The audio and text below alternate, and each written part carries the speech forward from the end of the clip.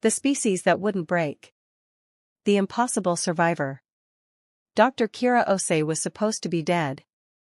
According to every medical database in the Galactic Federation, according to the expertise of physicians from 17 different species, according to basic biology itself, she should have died 3 months ago. Instead, she was walking through the corridors of Medical Station Sanctuary, arguing with her doctors. Absolutely not, Dr. Velshera said, her forearms crossing in a gesture of firm refusal. The Centauri physician had been studying human biology for 2 decades and thought she understood it. Kira was proving her wrong. Dr. Ose, you survived Kessler syndrome through sheer impossibility. Your organs are held together by medical foam and stubborn determination. You are not cleared for active duty. I'm cleared for light duty, Kira countered, pulling up her medical file on her datapad. Says so right here. Signed by you, actually. Light duty means laboratory work. Filing reports. Not field assignments to plague zones. The Velker outbreak is getting worse. They've lost 12 research teams. They need someone who understands xenobiology and isn't afraid of impossible odds. Kira smiled. I seem to specialize in impossible odds. Delshera's skin shifted to a frustrated blue. You specialize in nearly dying. There's a difference. 3 months earlier, Kira had been part of a research mission on Kessler 4 when the planet's unstable core had erupted. The expedition ship had been caught in the disaster. 13 scientists from 8 species had been aboard. The atmospheric escape pods had been designed for Centauri physiology, larger lung capacity, higher pressure tolerance, different atmospheric requirements. By every calculation, the human scientist should have died from the pressure differential alone. Instead, Kira had manually reprogrammed the pod's life support systems while suffering from decompression, radiation poisoning, and internal bleeding. She'd survived 4 days in a failing pod before rescue arrived. The Centauri doctors had never seen anything like it. Humans, they'd thought, were fragile. Soft-skinned, weak-boned, dependent on narrow environmental parameters. Every species knew this. Kira had survived conditions that would have killed most Federation species within hours. How? Delshera had asked when Kira finally woke up after 3 weeks in intensive care. How are you alive? Spite, Kira had answered. And really good engineering training. Now, 3 months later, Kira was ready to work again. Not because she'd fully healed, the medical scans showed damage that would never fully repair. But because people were dying on Velker, and she had the skills to help. Dr. Ose, Delshera said more gently, I admire your dedication. But you are still recovering. Your body needs time. With respect, doctor, my body has been through worse. I was born in Lagos during the water wars. I survived 3 famines before I was 12. I put myself through university working in recycling plants that violated every safety regulation ever written. This? Kira gestured at her scarred arms. This is just another Tuesday. Delshera didn't understand. None of them did.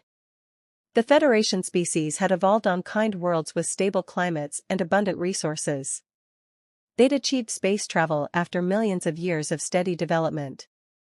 They'd never had to fight for every breath, every drop of water, every scrap of food. Earth had made humans hard in ways the galaxy couldn't comprehend. The Velker crisis. The Velker were dying. A plague had swept through their water-based civilization, killing thousands within weeks. The disease attacked their respiratory systems, drowning them in their own bodily fluids. Federation medical teams had tried everything, but the plague mutated faster than they could develop treatments. Kira arrived on Velker aboard a medical transport, against every recommendation from her doctors. The planet was beautiful, vast oceans under purple skies, floating cities that drifted on warm currents. But the beauty was marred by desperation. Bodies floating in containment fields, medical facilities overflowing, and the air thick with fear. You're the human? Ambassador Thelcor, the Velker diplomatic liaison, met her at the spaceport. His aquatic form rippled with skepticism. We requested a full medical team. They sent one scientist who barely survived her last assignment. They sent someone who understands how to survive the unsurvivable, Kira replied. Where's your research lab? The lab was chaos. 3 different species working in isolation, their methodologies incompatible, their communication broken down by stress and fear. Kira watched for 10 minutes, then started giving orders. Stop. Everyone stop. Her voice cut through the noise. You're all working on different aspects of the same problem without sharing data. That ends now. A Zenth researcher, his insectoid features clicking with irritation, turned to her. With respect, human, we've been doing this for decades. You've been here for 10 minutes. And in 10 minutes, I've seen the problem. You're treating this like a Federation disease. You're looking for elegant solutions, complex treatments, sophisticated approaches. Kira pulled up the plague data on the main display.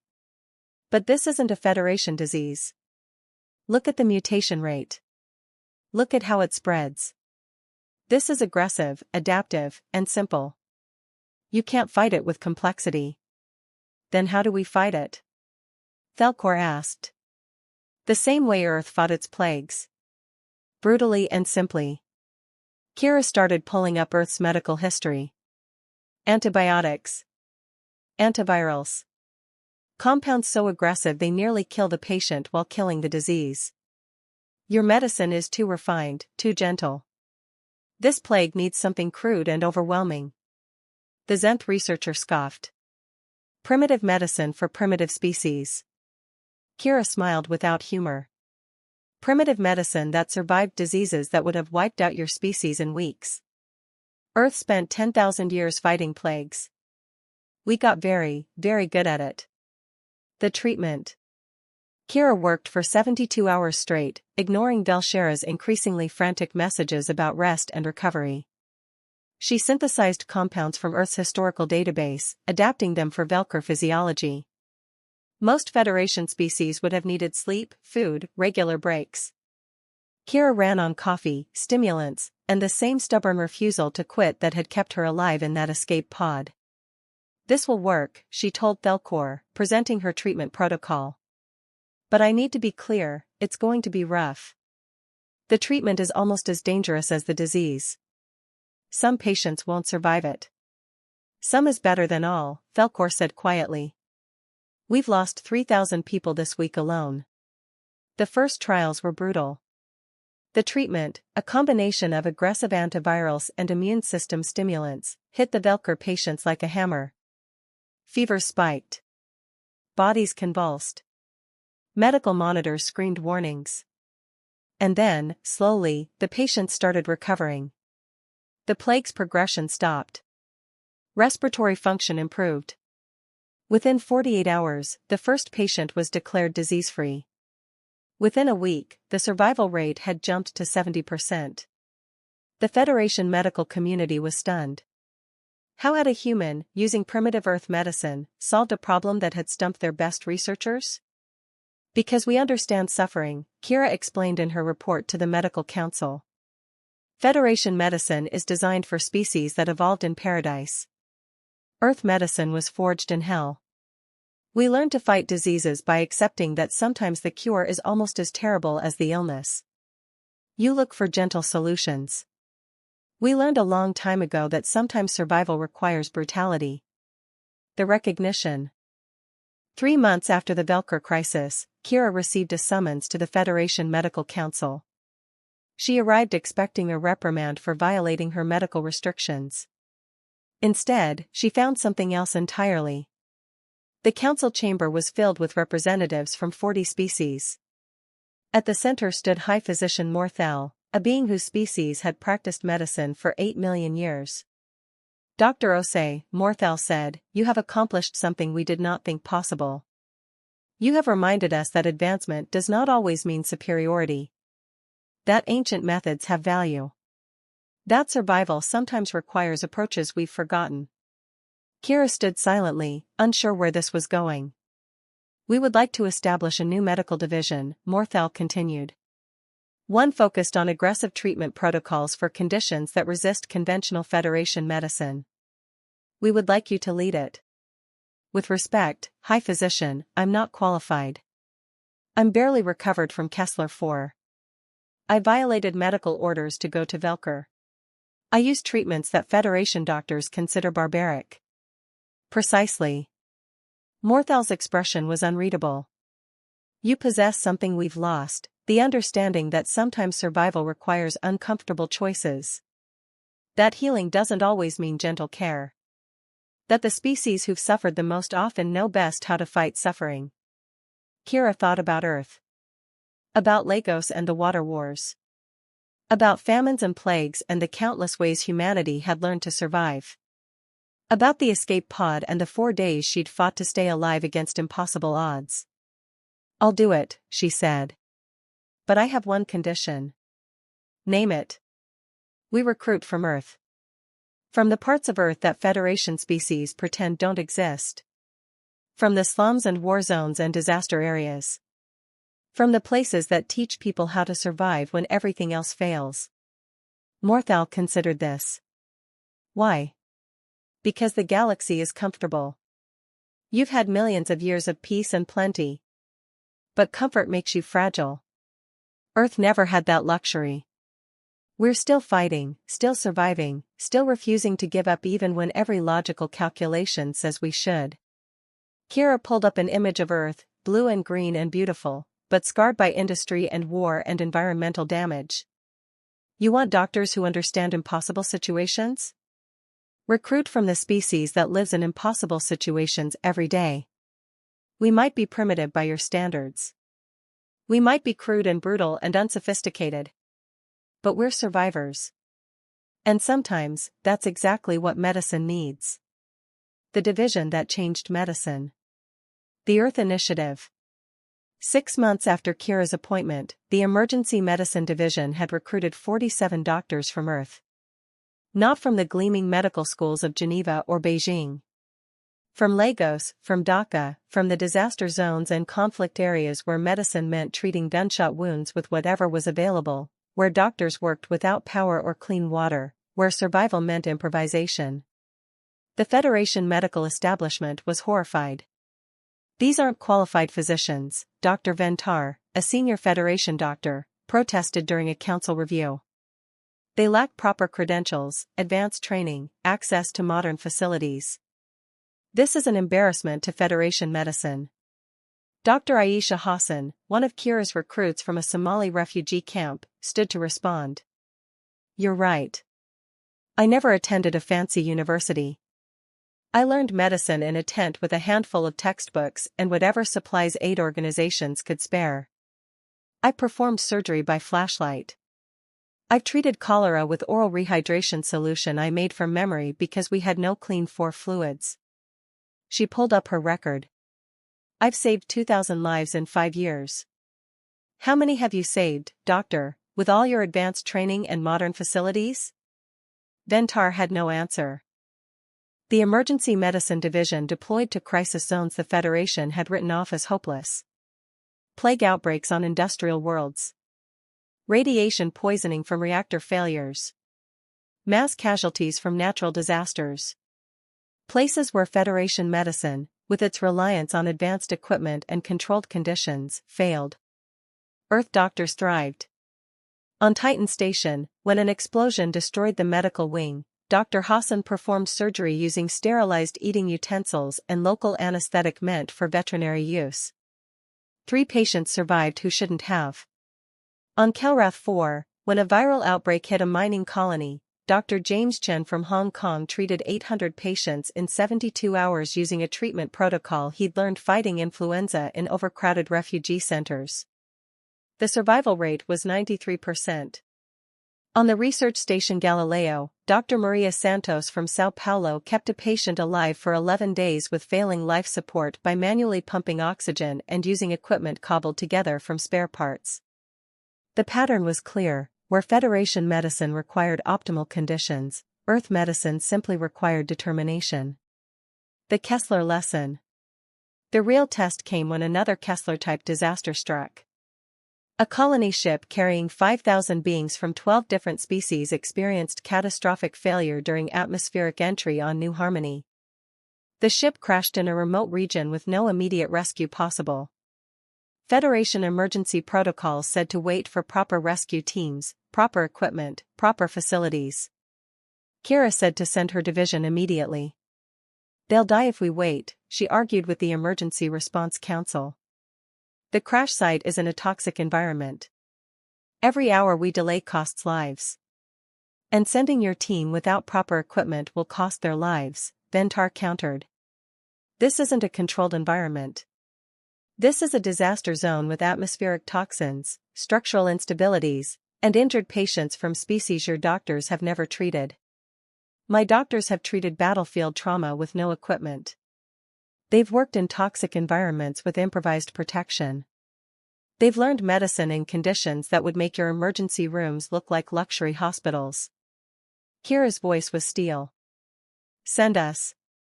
The council hesitated, then agreed. What choice did they have? The alternative was letting 5,000 people die. Kira's team landed at the crash site with minimal equipment. What they found was worse than the briefings suggested. The ship had split open. Bodies everywhere. Survivors trapped in wreckage. Atmospheric toxins leaking in. Multiple species with incompatible medical needs all requiring immediate treatment. Federation doctors would have been overwhelmed. Earth doctors went to work. Dr. Hassan organized triage using a system she'd learned in war zones: red tags for critical, yellow for urgent, green for stable, black for lost causes. Brutal in its simplicity, but it worked. Dr. Chen set up an improvised surgical suite using salvaged materials from the ship. No sterile environment, no proper instruments. Just skill, determination, and the ability to work in chaos. Dr. Santos established a blood donor system, matching compatible species and organizing transfusions using equipment designed for completely different purposes. The Federation rescue team arrived 36 hours later, expecting to find a mass casualty event. Instead, they found organized medical camps, stabilized patients, and an 82% survival rate. "How?" the Federation rescue coordinator asked, staring at the makeshift hospital that had sprouted in a crash site. "We're from Earth," Dr. Hassan said simply. "We learned medicine in places where proper equipment was a luxury, where textbook procedures were impossible, where every day was a disaster. This?" She gestured at the organized chaos around them. "This is just practice." The paradigm shift. The New Harmony rescue changed everything. The Federation Medical Council convened an extraordinary session to review the Emergency Medicine Division's results. Kira presented the data. Mortality rates in crisis situations had dropped 40% since her division's formation. Response times had improved. Treatment costs had decreased because Earth doctors could work with minimal resources. "We've been approaching emergency medicine wrong," she told the assembled council. "You've been trying to bring optimal conditions to disaster zones. We bring the ability to work without optimal conditions." High Physician Morthal spoke up. "You've proven that primitive methods have value. But surely, integrating advanced technology would improve results further." "No," Kira said firmly. "Advanced technology creates dependency. When systems fail, and they always fail in disasters, Federation doctors are helpless. Earth doctors learn to work when everything fails. That's our strength." She pulled up comparative data. "Look at equipment failure scenarios. Federation medical teams show a 73% capability reduction when primary systems fail. Earth medical teams show an 11% reduction. Why? Because we never had systems to depend on in the first place." Dr. Chen added his perspective. "I performed my first surgery with a kitchen knife sterilized in boiling water. I learned to intubate patients using straws. I've mixed medications by hand because we had no automated systems. This isn't primitive medicine. This is adaptable medicine. This is what happens when you can't afford to fail." The council chamber was silent. These humans were forcing them to confront an uncomfortable truth, that millions of years of advancement had made Federation medicine fragile. Powerful, yes. Sophisticated, certainly. But utterly dependent on conditions that disasters destroyed. Ambassador Ventar, who'd been the division's harshest critic, finally spoke. I was wrong. I thought you were replacing quality with desperation. Instead, you're demonstrating that sometimes desperation produces superior results. He turned to face Kira directly. My species achieved medical advancement 8 million years ago. We've spent that entire time perfecting our techniques, advancing our technology, improving our success rates. But we did it in controlled environments. We forgot how to work in chaos. Ventar's expression shifted to something like respect. You're teaching us something we lost, that the best medicine isn't the most advanced. It's the most adaptable. The legacy. 2 years after its formation, the Emergency Medicine Division had become the Federation's primary disaster response force. Earth doctors deployed to crisis zones across the galaxy, bringing not just medical skills but something more valuable, the knowledge of how to survive when everything goes wrong. The division established training programs, teaching Federation doctors the primitive techniques that Earth had perfected through necessity. How to sterilize equipment without autoclaves. How to perform surgery without powered instruments. How to treat patients when diagnostic equipment failed. They called it Earth Protocol, the systematic approach to medicine in impossible conditions. Medical schools across the Federation added Earth Protocol to their curricula. Students who'd spent years learning advanced techniques now spent months learning how to work without them. The galaxy's most advanced civilizations were learning from its youngest, because Earth had something they'd lost, the memory of struggle, the knowledge of survival, the refusal to accept that impossible meant defeated.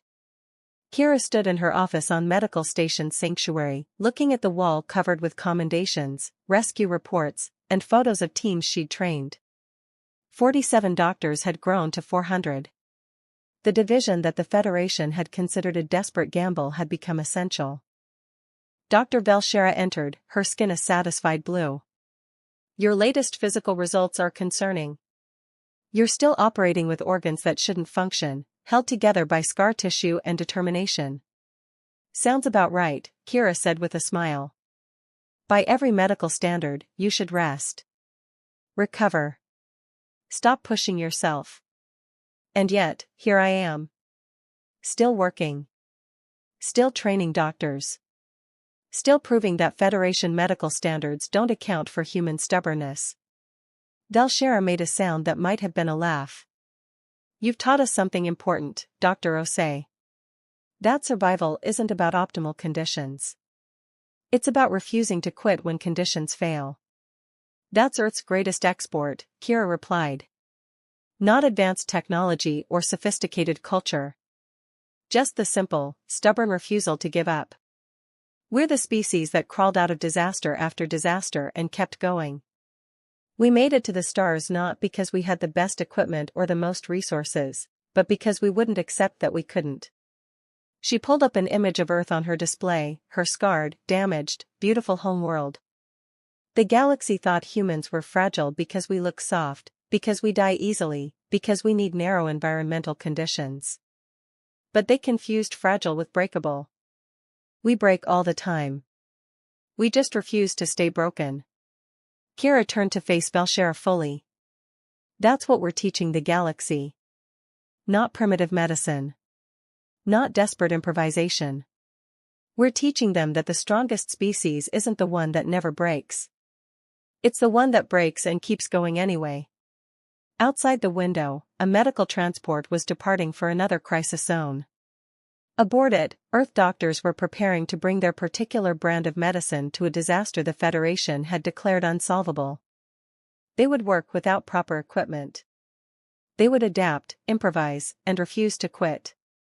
They would save lives that Federation medicine had written off as lost. Because they were human. And humans, the galaxy was learning, were survivors. Not because they were strong. But because they didn't know how to give up.